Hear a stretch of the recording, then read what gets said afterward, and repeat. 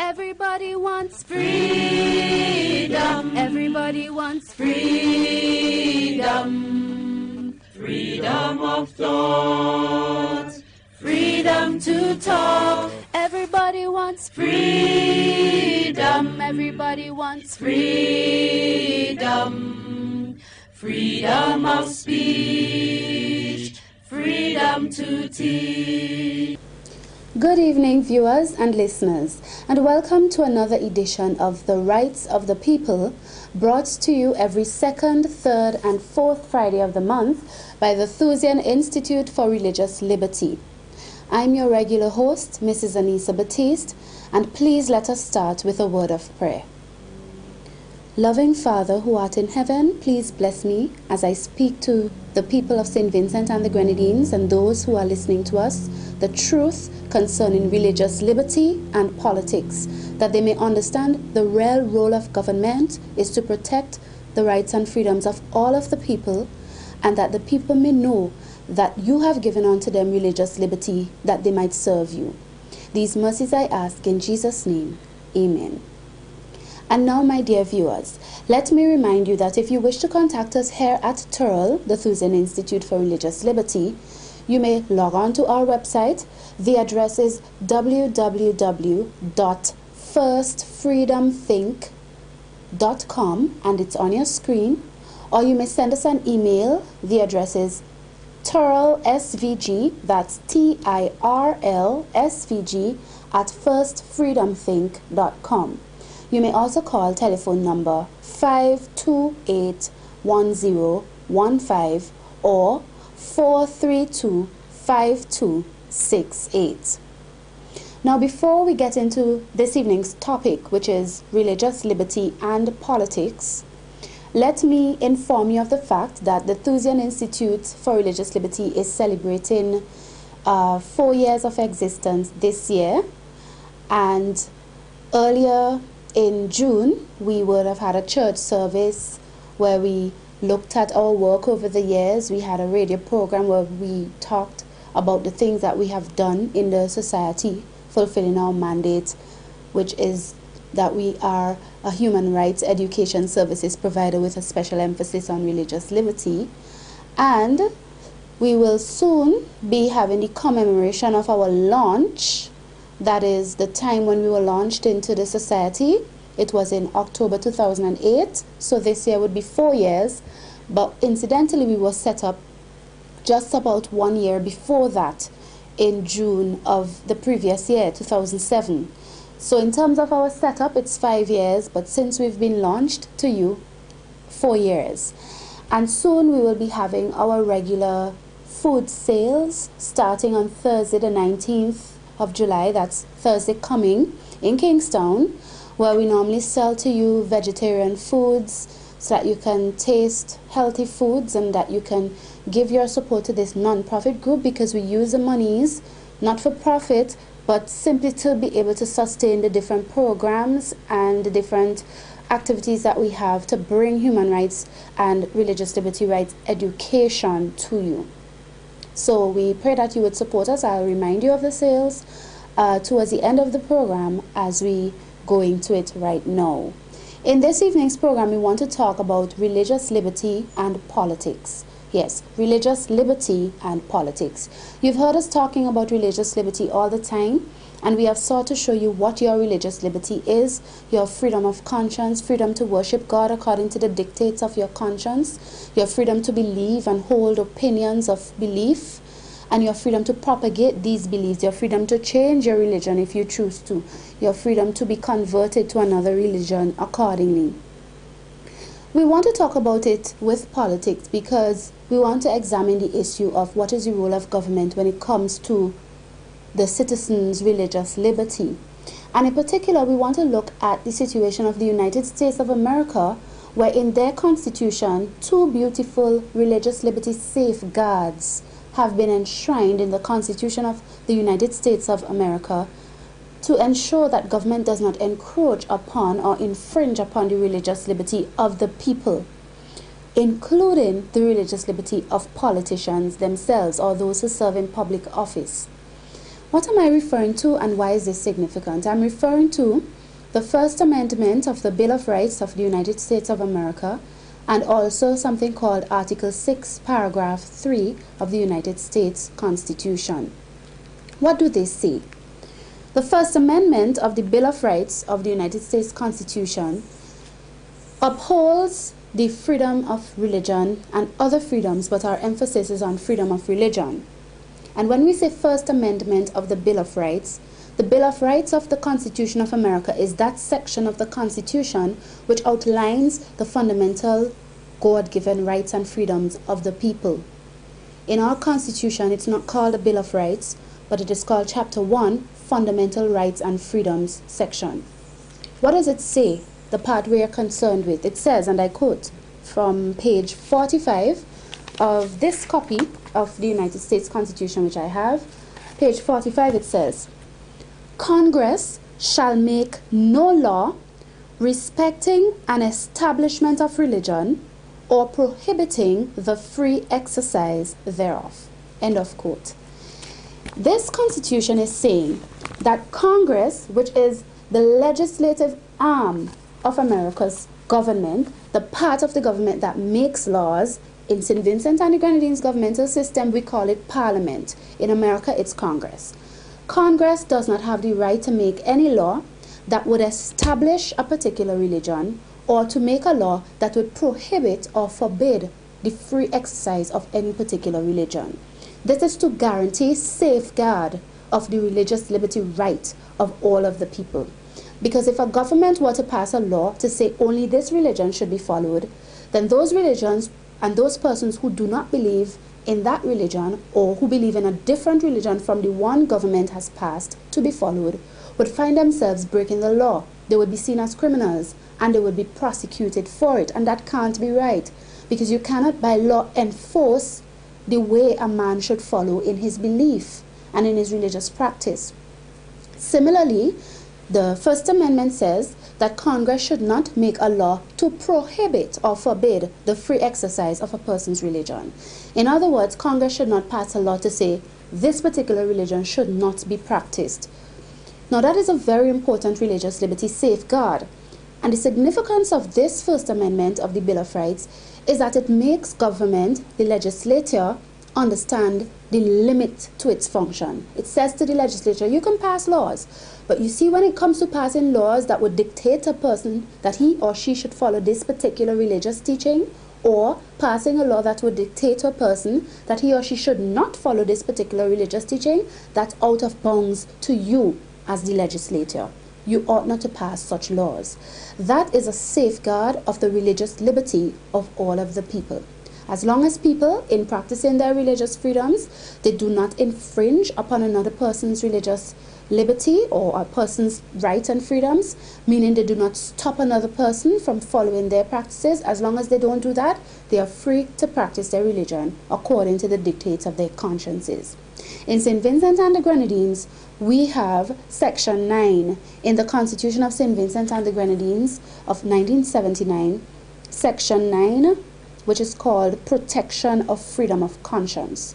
This clause in our Constitution, while it is not written exactly like First Amendment of the Bill of Rights of the U.S. Constitution, it pretty much ensures the same freedom, because it essentially says that a person should not be hindered from his freedom of religion, including his freedom of conscience, and I'm quoting parts of it now, including freedom of thought and of religion, freedom to change his religion or belief, and freedom either alone or in community with others, and both in public and in private, to manifest and propagate his religion or belief in worship, teaching, practice, and observance.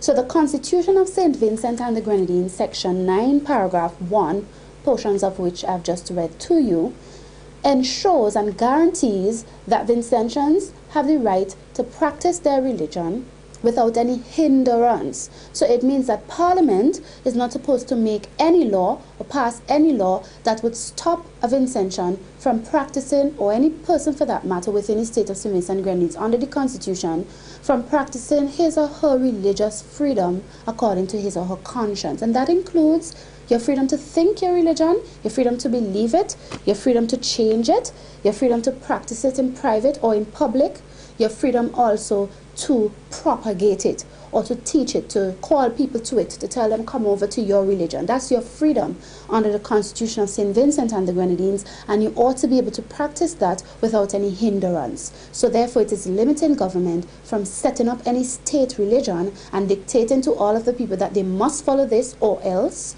And it is also stopping government from passing any law that says you cannot follow this particular religion. Now, this is a very important section of our Constitution, and it's a very important religious liberty safeguard, a very important provision that tells government, well, this is the limit of your authority when it comes to the religious liberty of the people. And in another program, I will show you just why it's so very important when we take a look at the history of St. Vincent and the Grenadines, where once upon a time, the spiritual Baptists were not able to freely practice their religion in this land, because by law, by an ordinance in 1912, the year 1912, their religion was actually outlawed and made illegal. And it wasn't until years later, by the work of politicians like George McIntosh, that law was repealed, and those spiritual Baptists were able to practice their religion freely again. So it's important for us to look at that history at some point. But let's look at the next religious liberty safeguard in the American Constitution, which is so very important. And this time, it's a religious liberty safeguard which speaks particularly of protecting the religious liberty of public officers. Persons who serve in public office, they too must be able to practice their religion without being, as it were, punished for their religious beliefs by being denied the opportunity to serve in public office because of their religious beliefs. I am referring to page 41 of the America's Constitution, of this version that I have, and it is Article 6, paragraph 3. And Article 6, paragraph 3 of the U.S. Constitution speaks about the supremacy. Article 6 generally speaks about the supremacy of the Constitution, and then it goes on to say in paragraph 3, and I quote, "The senators and representatives before mentioned and the members of the several state legislatures, and all executive and judicial officers, both of the United States and of the several states, shall be bound by oath or affirmation to support this Constitution." Now listen to the part. "But no religious test shall ever be required as a qualification to any office or public trust under the United States." End of quote. Now this is clearly stating that anybody who is serving in political office in America, whether as a senator or a representative, none of them should be subjected to what the Constitution of America calls a religious test. In other words, to determine whether these persons qualify to serve in public office or to hold positions of public trust, one must not look at them and say, well, because you have this religious view, you can't be a senator, or because you have this religious view, you can't be a representative. That is what it means when it says, no religious test shall ever be required as a qualification to any office or public trust under the United States. In other words, you're not supposed to discriminate against a person and say they can't serve in political office just because they have a religious position that might be different from your own, or even different from the persons whom they serve, because that in effect would be infringing upon the person's religious liberty. That is telling the politician that he is not free to believe what he wants and to practice his belief how he wants to, because you are saying to him, if he has this particular belief and this particular practice, he can't serve in public office. The Americans understood that that would have represented discrimination, and it would have meant that public officers were not free to practice their religion. They didn't have their religious liberty protected. And so they put into their Constitution a clause denying, or rather prohibiting, putting a religious test before public officers to say, well, you're qualified or disqualified by this. It is not right. Why are we pointing this out? You all know the story recently. I, Anissa Batiste, as Senator for the New Democratic Party, I was relieved of my senatorial position. I was fired simply because I held a view that nothing was wrong with being critical of religious teachings. And the opposition leader, Mr. Arnim Eustace, fired me because he claims that his party has a policy that says their members should not criticize other people's religion.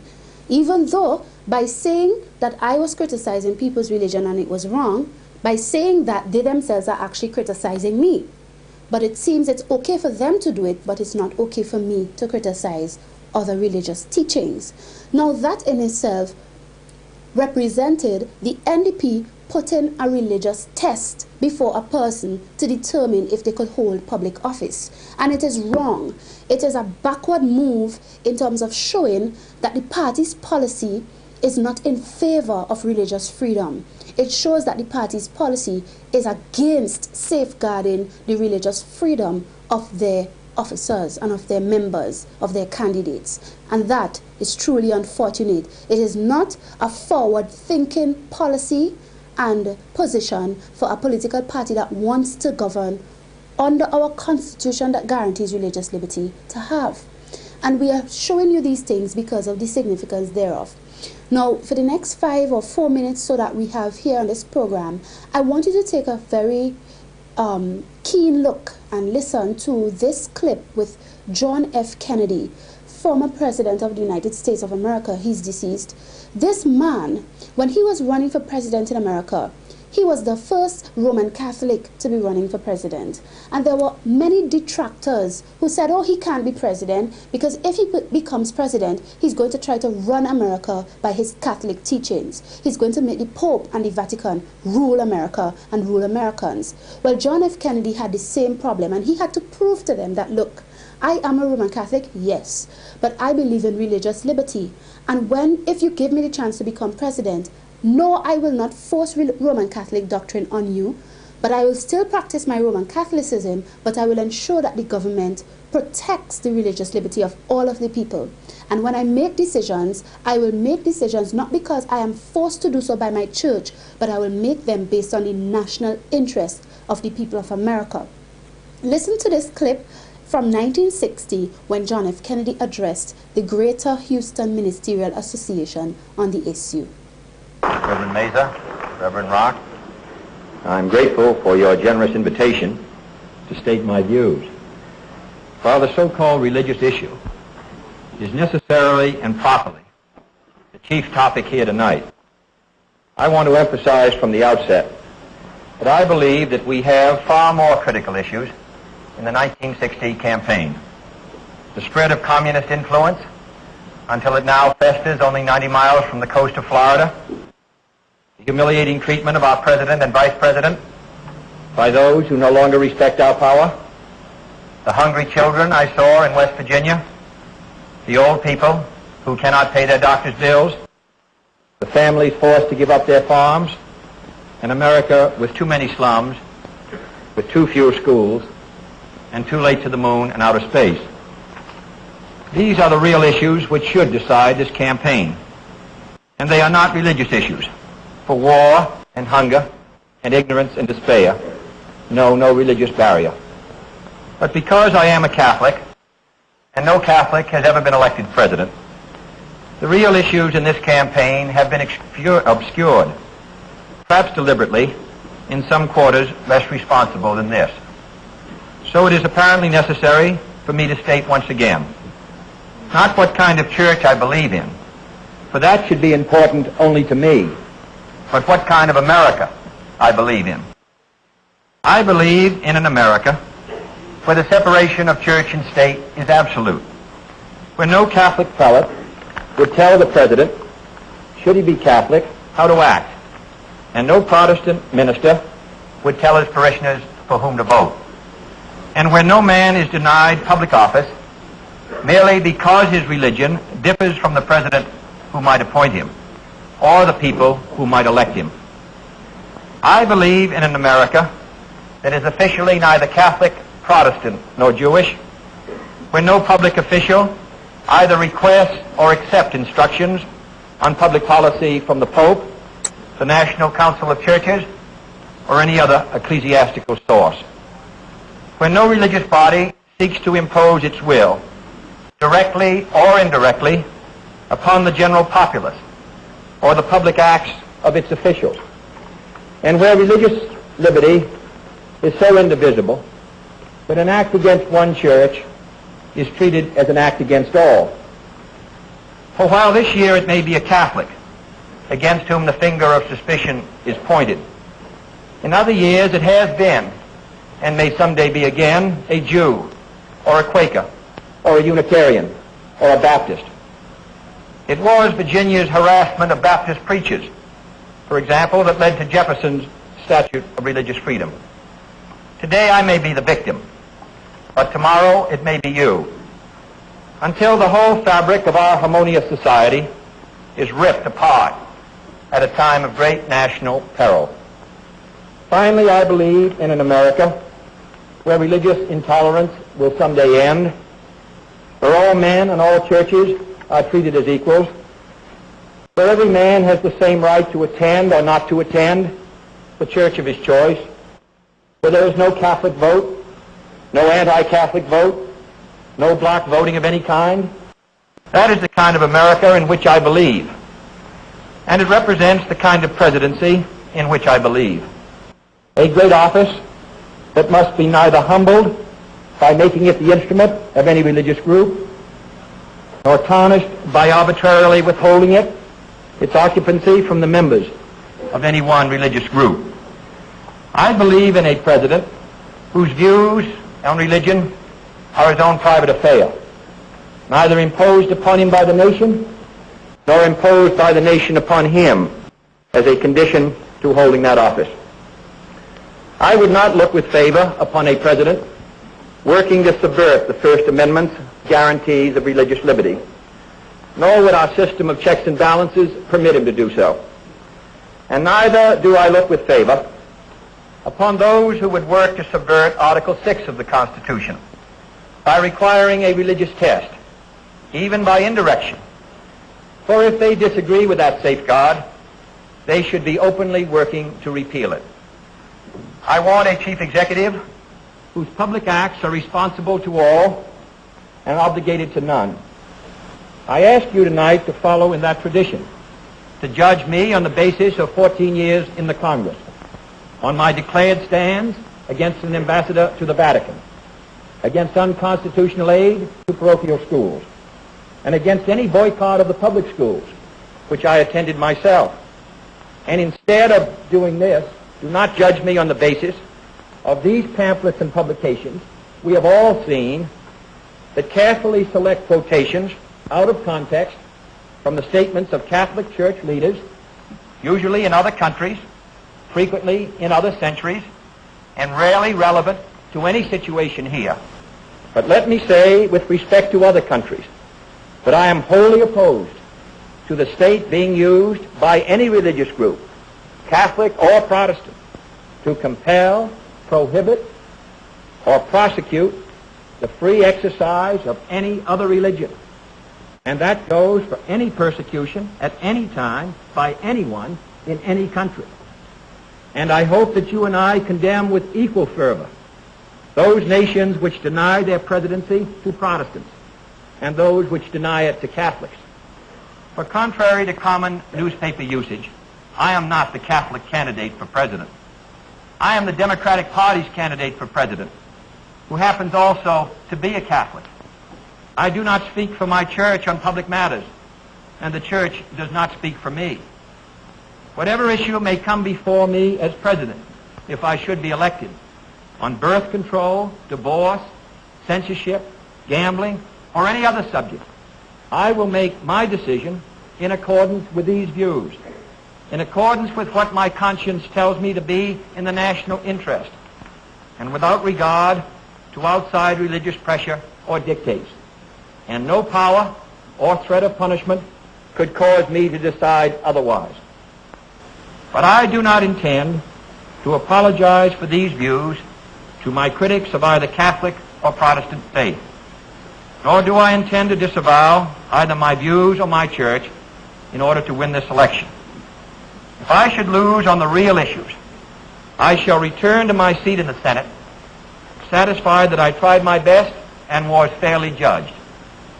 But if this election is decided on the basis that 40 million Americans lost their chance of being president on the day they were baptized, then it is the whole nation that will be the loser in the eyes of Catholics and non-Catholics around the world, in the eyes of history, and in the eyes of our own people.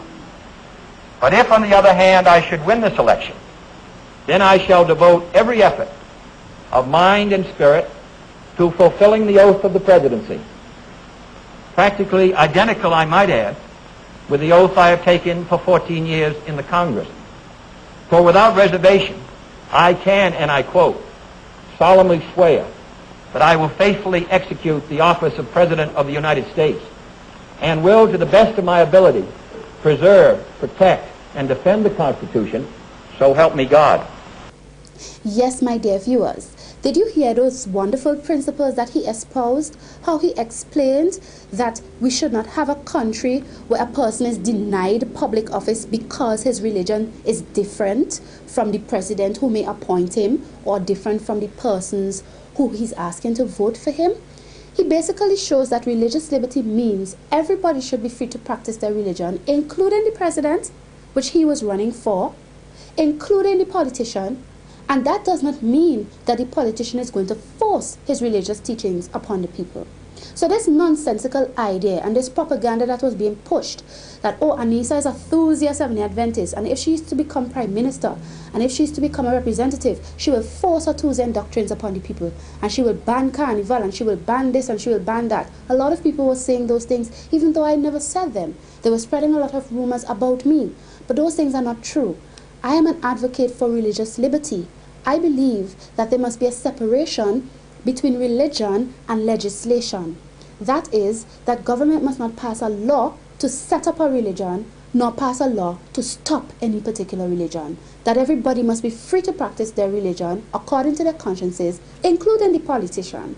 And that does not mean that the politician will force his religion upon the people.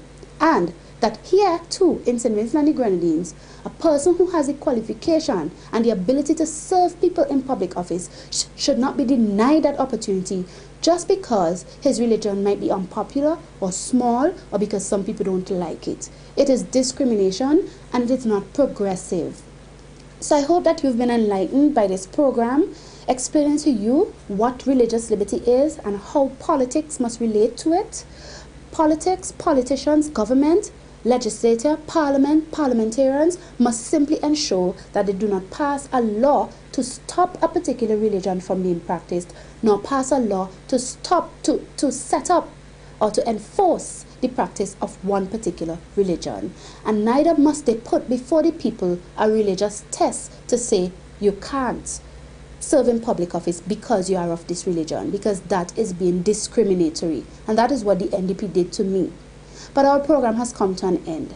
Remember, you may call us, telephone number 528-1015, or you may send an email to turlsvg@firstfreedomthink.com. We love you, may God bless you, and you'll hear more from us about our sales. The first one starts on the 19th, Thursday, right under that area opposite Lanes in Middle Street, 19th, that's next Thursday. Please come out and support us if you can. And may God bless you, and may you assert your religious liberty. Amen. Everybody wants freedom. Everybody wants freedom. Freedom of thought. Freedom to talk. Everybody wants freedom. Everybody wants freedom. Freedom of speech. Freedom to teach.